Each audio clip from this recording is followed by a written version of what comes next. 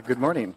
This is the regularly scheduled meeting of the Transportation and Public Works Committee of the City of Minneapolis, this day, September 26, 2017. I'm Councilmember Reich. I chair the committee.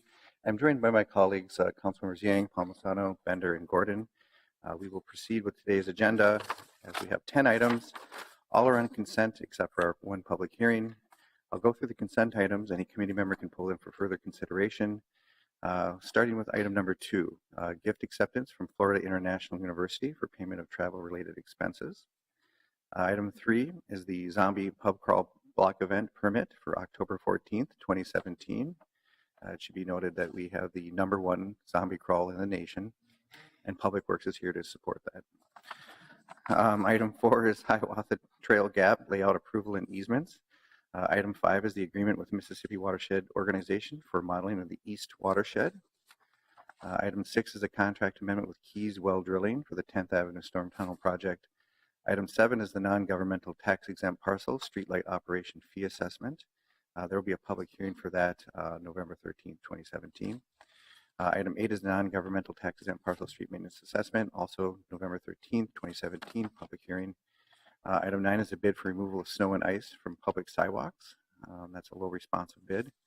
Item 10 is the bid for the 10th Avenue Storm Tunnel repairs, and that's also acceptance of a low responsive bid. Any further discussion on the items on consent? Councilmember Gordon. I just wanted to make a comment on item number 4. Oh, please do. If I could. This is a Hiawatha Trail Gap proposal, and I'm very supportive of finishing this or filling in this gap.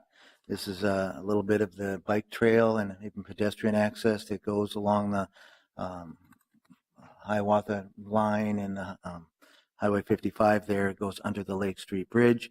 I think it's great that we're doing this, and the design looks good, and the greening and the lighting, but it calls out a problem that still remains, which is what are we doing underneath that bridge? There's a real problem area in the city there where the light rail and Highway 55 goes up over Lake Street, and there's a cavern, a dark, dismal cavern down there, and closing the gap doesn't really improve the crossing for pedestrians or for bikes underneath there. I just want to call out that I think the county did an extensive plan about how to make improvements back in 2015. I think our committee even had a presentation about what we could do to make that area better. And then that presentation and that study has been sitting somewhere, not going anywhere, and the neighborhood people around there are wondering, when are we going to improve this terrible place in our city? I know that it's a county road. I know that it's complicated, but now we have it compounded because all the shelter that's provided there and kind of in the dark area under there is now provided a great place for people to live who are homeless, and we have that problem as well. So let's keep in mind the ideas that we had and the county brought forward through their study about how to improve it, and as we put in this trail, hopefully it's just a first step towards we can make other improvements and amenities there. And I just kind of wanted to alert Public Works staff and also committee members that this is kind of a big deal. It's in Ward 9, but it's about 2 blocks from Ward 2, and I'm going to try to get a little more engaged in it at least and see if we can't make a bigger difference than just this fabulous trail gap closure that we're doing. Thanks. Thank you for those comments. Any other discussion? Seeing none, I will move all items as submitted on the consent agenda. All in favor say aye. Aye. Dissenting nay. Those items carry, and we can now move to our public hearing. Good morning, Director Hutchinson. Good morning, Mr. Chair, members of the committee. This public hearing addresses our multiple special service districts throughout the city, and I'll introduce Andy Carlson with Transportation Maintenance and Repair to present. Thank you. Good morning. Good morning, Mr. Chair, council members. My name is Andrew Carlson. I am the project manager for special service districts. It's good to be before you again today. If you recall, we were here at the last meeting to present what we refer to as our 428A districts. 428A refers to the statutory way in which it is codified. These are our non-428A districts, or also referred to as our legacy districts. So today we have the Uptown, Dinkytown, Central Avenue, East Street, Stadium Village, Linden Hills, Lowry Hill, and the 48th and Chicago Special Service Districts seeking approval of their 2018 proposed services and service charges. Back in June, Public Works staff worked with each district's advisory board to recommend the services, prepare estimated budgets, and review their assessment methodologies for the coming year. These service charges would be collected on their 2018 real estate taxes in the same manner as special assessments. Each affected property owner was mailed a notice of public hearing with the service charge amount 10 days in advance of this public hearing. Staff therefore recommends the following: passage of a resolution including special services and the budget cost estimates of $1,291,700, service charges and the list of service charges at $1,233,481, and directing the city engineer to proceed with the work. That concludes my opening comments, and I'm happy to stand for any questions. Any questions for the staff presentation? Councilmember Gordon? Oh, no. See none. I will then open the public hearing. It's a public hearing for item number 1, special service districts. Anyone wish to come forward? I do have someone on the sign-up list, and we'll start there. Nick Burlow, please come forward, state your name and address for the record. Good morning. It was the first time I've ever spoken for you folks. I've been here for a long time around. To your council, I'm just going to read off, and I gave you guys all a packet. It might be easier if you could follow on. Dear council persons, my family owns a property on 2400 to 2414 Hennepin Avenue South. We have owned it for nearly 75 years. This is the first time I can recall where we have objected in a committee forum.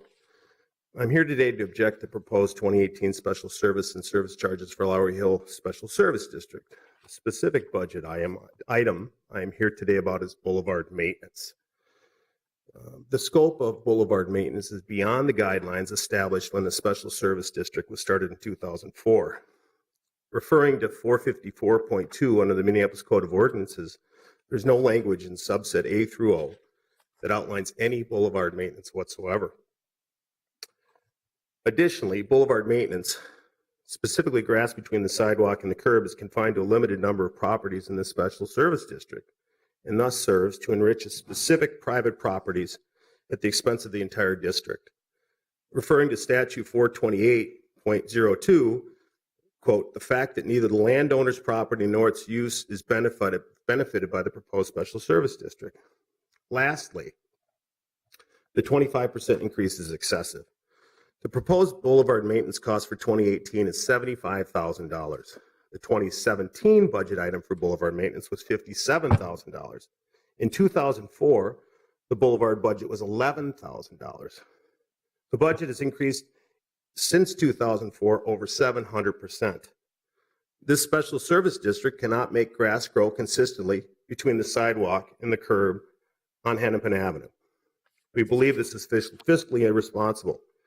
An option is the few property owners who have boulevard grass mow their own or mulch as they did prior to 2004. This will save $75,000 in 2018, not to mention the hundreds of thousands of dollars it has cost the property owners over the last 13 years. I thank you for your time. I would hope that this committee would also see the necessity of my family being here today. Thank you. And I have some stuff stapled on the back that talks about the budgets, and I refer to the codes that I looked up through the city charter and also the statute charter on page 3, and then it talks about the actual budget going back. I had 4 copies from 2018, 2017, and I believe 2011 and 2004. Well, thank you for your commentary and your very thorough submission. It's all in the record, and Okay. we'll have staff response, but I will keep the public hearing open to see if anyone else wants to petition our attention. Thank you. Before in case there's other people who want to talk, then you can knock them all out at once. I don't see anyone else signed up other than Mr. Burlow. Does anyone else wish to come forward? Anyone wish to come forward? Seeing none, I will close the public hearing and ask staff to come forward to address issues raised. Mr. Chair, council members, again, Andrew Carlson, Minneapolis Public Works, project manager for Special Service District. Did have a nice conversation with Mr. Barlow before today's public hearing. I'm also in receipt of his letter of objection. As he mentioned, there is a substantial increase with the landscape maintenance, specifically with the turf maintenance, and it is It is an area within the budget that the board has deemed worthy of investment. Sections of within that boulevard, as you can imagine, you've got street parking, you have a narrow strip of turf that adds to the character and livability within that district. It is something that's highly valued by the board as well as other ratepayers, and there's a cost in terms of maintaining that. As Mr. Barlow and I discussed, the idea is that with a real focus on maintaining it, hopefully that cost will come down. Grass does come back every spring. If we can keep that in place, keep it watered, then hopefully the replacement costs will be reduced.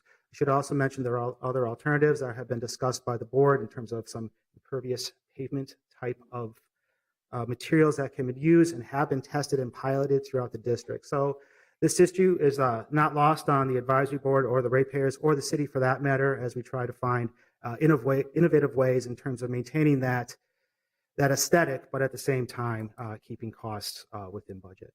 So it's obviously been noted. I did provide Mr. Barlow with my contact information directly. Hopefully this conversation can continue, and we can have ongoing discussions in the best ways in solving this this dilemma. Thank you. Thank you. Councilmember Gordon. And I just maybe have a question for staff. I'm wondering if Mr. Burlow has had the opportunity to present his concerns to the advisory board already before the budget was presented here, and what their response was. Mr. Chair, Councilmember Gordon, there was an open house held, as there is every year, in advance of the public hearing to allow for folks that once they have received their public notice, as well as, so the materials that Mr. Burlow was referring to were the materials that were provided to all the ratepayers. So he's speaking specifically to materials that were brought to his attention through staff. So that information that then through that open house, that opportunity to attend, was unable to attend that open house, but we did receive his written notice of objection in advance of today's public hearing. So I'm hoping that moving forward, we can have that ongoing discussion. And so I guess I'm just a little bit wondering about the process. So I believe the advisory committee reviews the budget and comes forward with a recommended budget that we're just kind of approving. And typically we don't amend or switch their budget very much. I don't know that in my 12 years I've ever seen us change the budget that's come forward from the advisory group. So we're counting on them to do a really good job. And it sounds like that there was an open house and an opportunity, but they didn't necessarily hear all these concerns and have a chance to amend their budget before it got here. Sorry. So would there be an opportunity that they could get this input and have a conversation with Mr. Burlow and potentially adjust the budget after we approve it, or adjust the expenses somehow? Mr. Chair, Councilmember Gordon, very good question in terms of process. Special service districts are a true public-private partnership, and that's what has made them successful over the decades throughout the city, is developing that trust within the city as well as within the business community. So yes, while the board does recommend a budget which is brought forward to the city council and to the committee for approval, there is numerous opportunities for input into that budget. In addition to that, we are extremely mindful that we are using the city's taxing authority to collect those dollars, and those 100% of those dollars are spent within the district. So as you peruse through the different budgets, you'll see that every district is different. They all prioritize and value different services. So no special service district is the same, partly based on their geography and the makeup of their district, but also the businesses that are within them. So yes, through our open meeting process, through our open house process in advance of the budget, plus just ratepayer engagement, which we take very seriously, there's numerous opportunities on a daily basis in which to express those concerns in terms of not only the types of services, but how those services are delivered. I guess from my perspective, I'm a little reluctant to be, I'll say that the packet is great. It's very useful information. It makes a lot of sense, but it's difficult to hear the other perspective, why they set the budget. And there's also my sense that I really appreciate the volunteers who are on the advisory committees coming forward with the budget. And I don't know that I necessarily feel comfortable trying to switch it at the last minute, but I'd love there to be an opportunity and know there's a process. So there's potential for costs to be brought down in this one area. And I will also acknowledge that this particular special service district is not in an area that I represent. So my involvement in it is much less than it might be if it was an area that I do represent. Sure. Thank you. Councilmember Bender. Thank you, Mr. Chair. I had a lot of the same reaction as Councilmember Gordon, but I wondered if we could hear more about the city's potential involvement here. I know that we're reconstructing Hennepin farther south from here. I know that this portion of the road is farther along in our capital budget. It's not in the capital budget. It's sort of farther out than that. But I know this has been an ongoing issue with this boulevard, and there's been grass and artificial turf, and I just feel like continuing to ask the business owners here to pay for solutions that aren't working over and over and over again in the public right of way maybe isn't us being our best partner on the public side, and is there something more that we can do as the city to help support the businesses here instead of asking them kind of year after year to try to find a solution to a problem that just seems to be perpetually unsolved. Yeah. Mr. Chair, Councilmember Bender, point well taken, absolutely. And it is a robust conversation that occurs within the advisory board as well as within the ratepayers. Obviously, in older streets, that's been a while since it's seen a new streetscape proposal. Other parts of the city where we have now implemented our larger planting beds within the sidewalk. We have service districts, in particular, the most recent example is at 54th and Lyndale, where you have the larger landscaping beds, which lends itself to the health and survivability of the trees and plantings within them. Also allows for easier maintenance and cost savings on the part of the service district there as well. So we are dealt the hand we're dealt, and we take spending of taxpayer dollars extremely seriously. We try to bring to those boards best practices that are occurring throughout our service districts. We are very fortunate to have 16 active districts, 2 self-managed, both the DID as well as West Broadway and our other city-managed districts. So there's a sharing of ideas.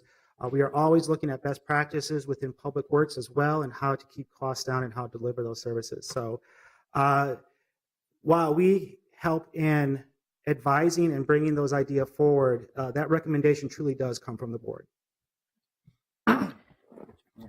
Mr. Chair and members of the committee, if I might just provide a couple of points of clarification here.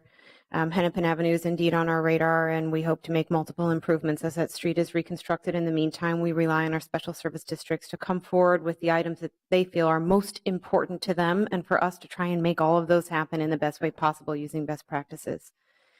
In approving the budget today, you are not foregoing the possibility to spend less on any particular item. You can approve a budget and spend less than in any particular item in that budget if the board chooses to work with an individual on new ideas or different ways to implement. So by approving today, you are not, the board will still have the opportunity to consider ways to reduce costs and implement different or new kinds of ideas. Now, if it were something more expensive that would, go above the budget, it would be a different scenario. But we are looking at one special service district's members' desire to continue the conversation on how to reduce costs, and I think that would be an appropriate ongoing discussion for that particular special service district, even in improving a budget today. Thank you for that clarification. Councilmember Gordon. So I wonder if we could somehow indicate, and maybe I will be indicating now, that we would want that discussion to continue then with the advisory board with these concerns. That's kind of the, at least if one council member here, I thought I heard Council Member Bender saying she kind of shared it, but we would like to see this issue get a little more vetting, and it's maybe as a request that the advisory board look at it and see about that. Absolutely. So I don't know that we need a staff direction. No, Heads are nodding. I think this issue's come up before, and I think staff has always brought back that to the committee. And I think this discussion today really reinforces that we do value our special service districts. They are self-governed to the extent that's legally possible, and that those meetings matter. And so for those who are stakeholders with issues, concerns, or an interest, participate, because that's the direction that will happen. Thank you, Mr. Chair. So with that, is there any further discussion from the committee? Seeing none, I will move the item as submitted, noting the interest in further conversation around particular budgetary items that were brought up today in testimony. All in favor say aye. Aye. Dissenting nay. That issue carries. And then I'll note on the agenda, we did approve item regarding the watershed district and our modeling. That actually was supposed to be a discussion item. Insofar as the committees are informal, we can proceed with that as a discussion item because it's of extreme interest to committee members and the public. Mr. Chair, members of the committee, just as an opening remark, this is Paul Hudales with Surface Waters and Sewers. I want to remind you that together you did some good work in approving just a consent item a couple of months ago that highlighted our partnerships with the Mississippi Watershed Organization.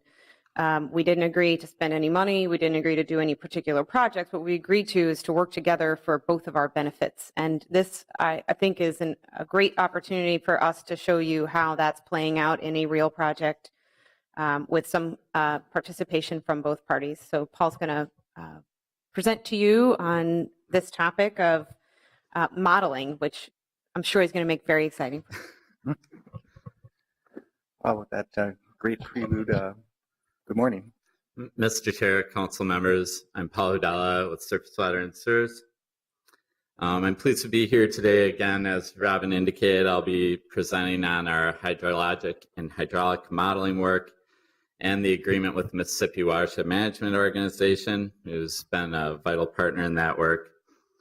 We'll be discussing how and why we're modeling the city and what that even is, in case you might not be aware. And then providing a status update on how far along we are with this modeling work. And then we'll show you some applications and then discuss the next steps moving forward. So the primary purpose of all this computer modeling work is our flood mitigation projects. So what these computer models do is they look at rainfall at varying intensities, and we can put in our storm sewer pipes through our GIS network and the surface topography, and then we can predict where water levels are. And then we can switch around pipes in the model and see what happens if we switch those around. So the primary purpose of initiating this work is our flood mitigation work. It will allow us to identify and quantify some flood problems throughout the city. In the past, we relied mostly on complaints from residents. This was a problem for a few reasons. First of all, not every resident knows who to complain to or would take the effort to complain to, especially, some areas where there's a lot of rental. We're seeing a lot more flooding than what had been reported previously, which makes sense. They might not have as much of a vested interest in the property as someone who owns the house. The other issue is that there is variability of rainfall, especially with these really highly intense rainfall events. We may have never experienced a 100-year storm in some areas of the city. So rather than waiting for something to happen and then hearing complaints about it, we're doing the modeling work to identify where those problems might be before we have a catastrophe at hand, so that maybe we can solve the problem before the problem occurs. The other thing that we're going to be doing is then using this modeling work to prioritize where we're going to be doing the flood mitigation work throughout the city. We can use this for looking at cost benefits comparisons and to try to alleviate problems where it can be done most cost effectively.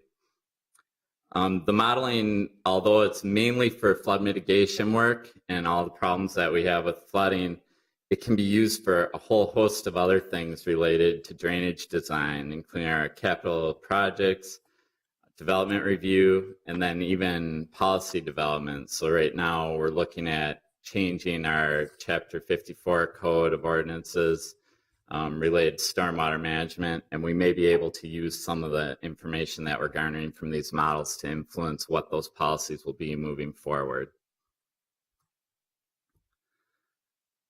So initially, the city has always used modeling, I should state. This isn't really anything new, but it's been done on kind of a project-by-project basis.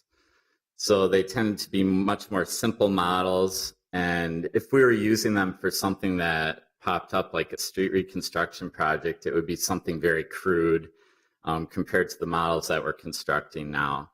The availability of data and the software has improved such that now we can actually look at modeling the entire city. So on the map here, you can see the areas that we've completed full coverage of the city is shown in green. Those are all the new models that we've created. The ones in orange were models that were created before I started working here 4 years ago, and those are models that are in really good shape. So we decided not to proceed with new models in those areas at this time, since we already have coverage there. The red areas are ones that we're currently working on to complete. And the little blue areas, the U of M, which they primarily own their own drainage system in that area. So they've told me that they are actually intending to model their area within the next couple years. So that'll be nice to have full coverage there as well. So again, this is using XP Swim and GIS software, two very specialized softwares. And then we take all this data and we can put it in there to predict where the flooding will occur. And some of this is actually being done in-house by city staff. However, we definitely need the help of some of our consultants to get all this work done. It's a very big effort to get the whole city done at once. And right now we're intending to have everything done in 2018. Right now we're on track to complete that schedule. So I wanted to talk a little bit about the funding agreement that's before you today. This is the East Region modeling area, which is somewhat arbitrary in how it relates to the geography as you might know it, but for me it follows the watershed divide, so it's very intuitive why it exists the way that it is. MWMO is proposing a 50% reimbursement, and that will cover the areas that are shown in yellow here. The only area that's within this East region that's not being partially funded by MWMO is the area tributary to Powderhorn Park, which is outside of their jurisdiction.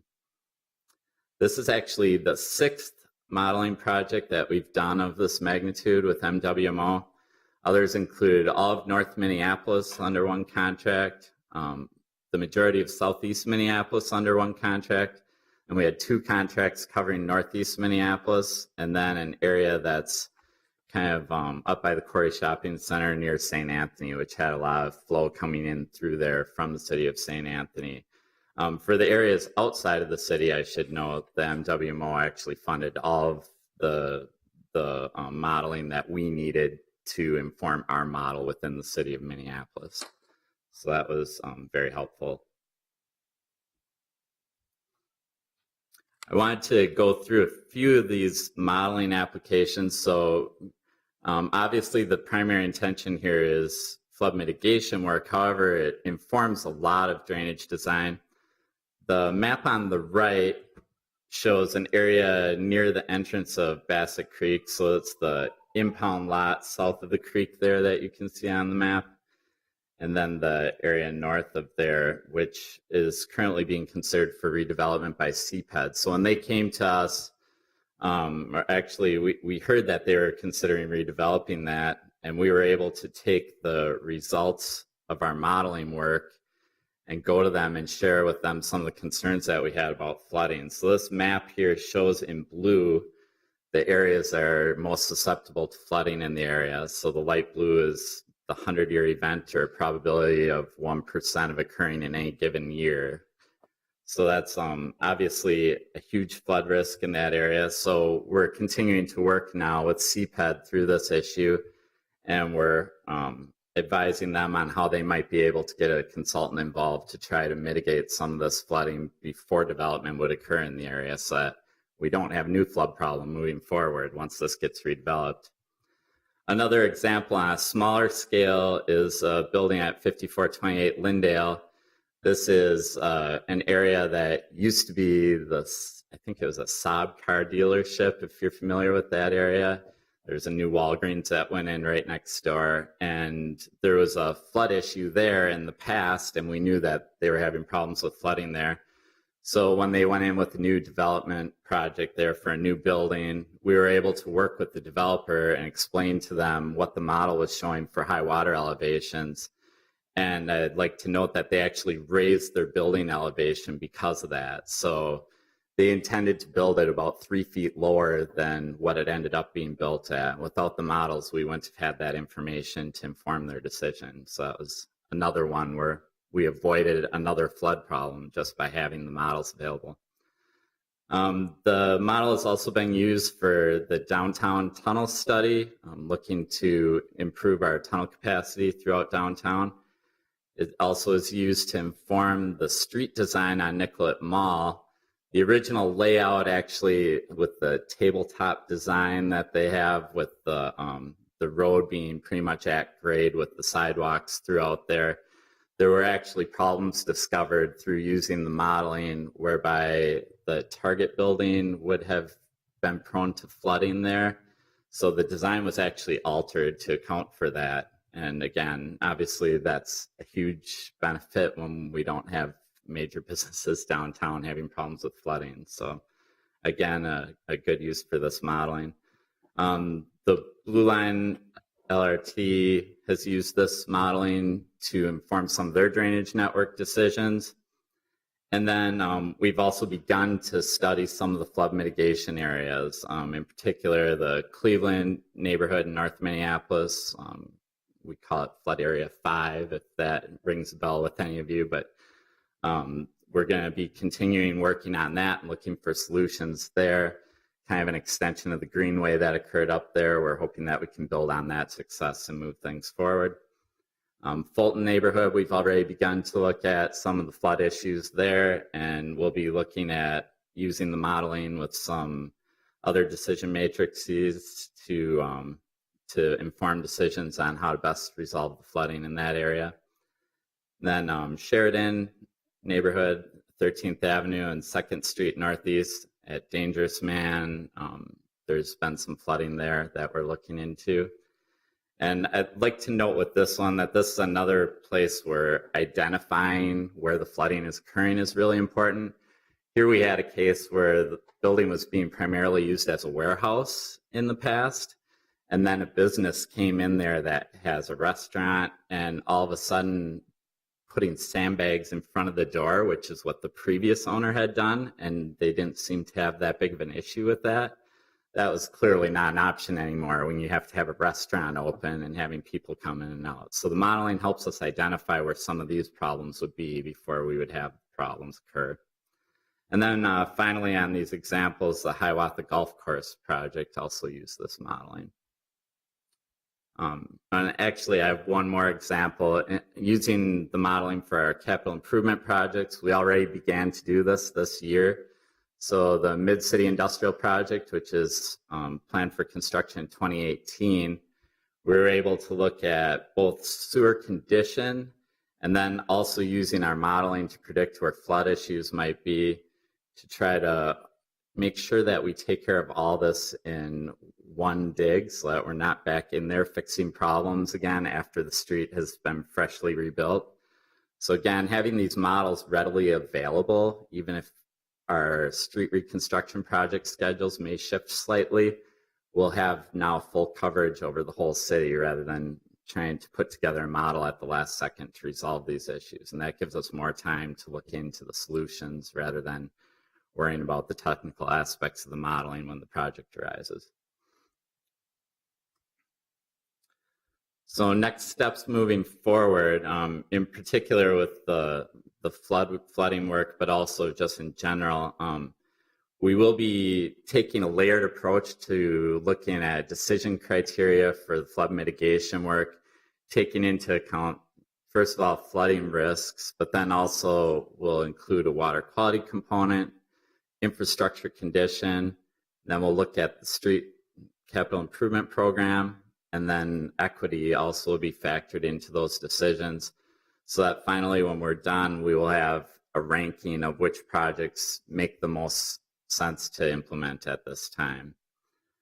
And then as we're prioritizing and implementing these solutions, we'll also be looking to include usually a combination of storage, both above and below ground, and then stormwater treatment to improve water quality, and then green infrastructure at the streetscape level if it shows that that is a good option to move forward with. So, and then on the bottom piece of the slide here, there's a graphic. This was actually taken from the 5-year capital improvement program slideshow, and I just kind of wanted to emphasize that we will be working closely with our street reconstruction projects moving forward so that we can make sure that all the planning is ready for these projects and we can work together with them to share some value and bring more value to public works at the time of construction, again, rather than as part of a separate project. Thank you for your time. I'd be happy to answer any questions that you may have. Any questions per the presentation? Councilmember Palmisano. Thank you, Mr. Chair. No questions. Just wanted to add a couple of comments. You know, watersheds don't follow our municipal boundaries or our county boundaries or our political boundaries around here.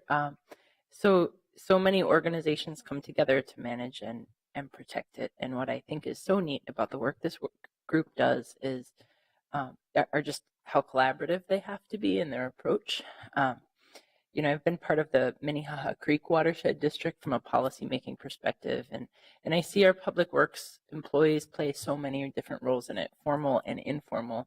You know, formal in the policy work and in being on these official committees, unofficial at the neighborhood level. And I've gone on walks with you, Paul, down the creek, and seen our public works employees at helping young people get enthusiastic about our watershed, like teaching young kids to fish in Lake Minnetonka.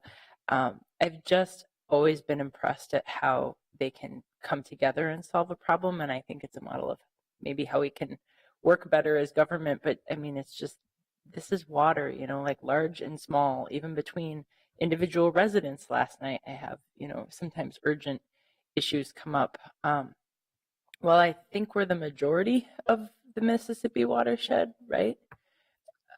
It's roughly, yeah, it's about probably roughly 2/3 of the city. But there's other places involved, like Columbia Heights and Fridley and St. Paul and St. Anthony, and the Park District also gets involved. So I just, it's really important for us all to remember that the storm sewer is like 5 to 12 feet below ground in residential areas, but like 90 feet below ground downtown. Success usually means that nothing changes from like a street level, right? And so it's easy to overlook all of that interagency work that gets done, just to keep everything moving as it should. So I just want to thank this whole group. I think the work they do is really important, and I think they're very creative, and they help us to really address the most urgent things that benefit everyone. So thank you, and thanks for letting us put a spotlight on this kind of stuff. Oh, very well put. Thank you. Councilmember Bender. Thank you, Mr. Chair. I'm really excited about this work because of the piece about the next steps, which is getting us to a more kind of strategic and citywide approach to all the different ways that we can mitigate, you know, the increasing pressure on our stormwater system. And, you know, I just wanted to mention that I still hear so much from constituents on individual road reconstruction projects and interest in incorporating stormwater management.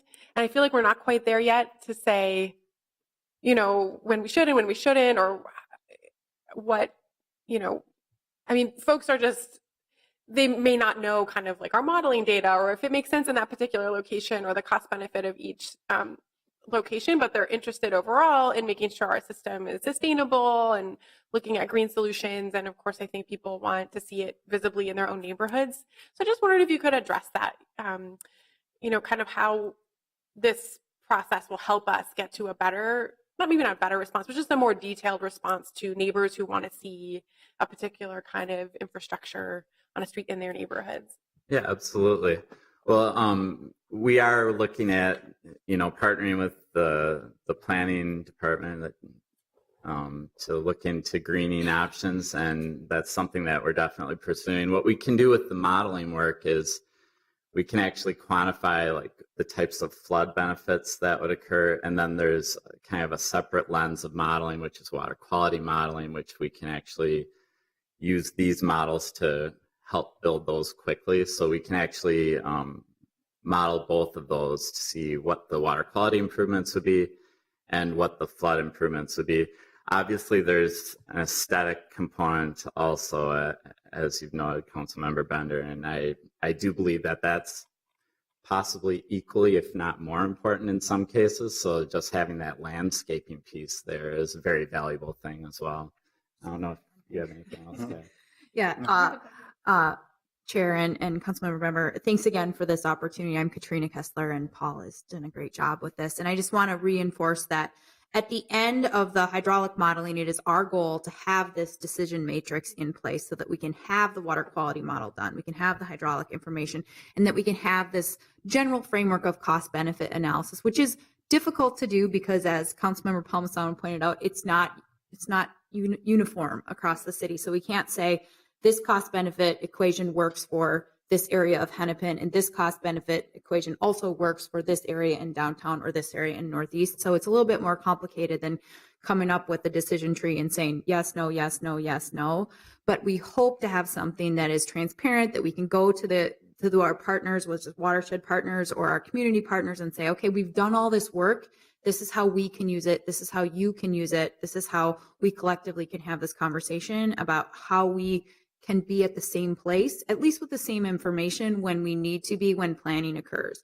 I don't think it's always going to be the answer that people want to hear, because I think we will have more acute problems that need to be addressed than any given streetscape.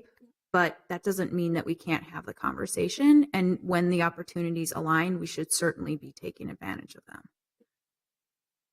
I just think that's great. And I think that will be very sad. I mean, I think as much as people may want to see something in their individual neighborhood, I think the fact that we have that overall plan and system will be very satisfying to people as they ask for this. So I really appreciate this work. Any other commentary? Yeah, it's really great to take a systems and data-driven approach. And then I think it's also underlying that we want performance. Our water quality and our water systems rely on what we do in the built environment. And so taking that big picture approach is absolutely necessary. And to Councilmember Bender's point, I think it also helps to have an informed public why we do the things that we do. It's not because they're neat, it's because they actually do something very important.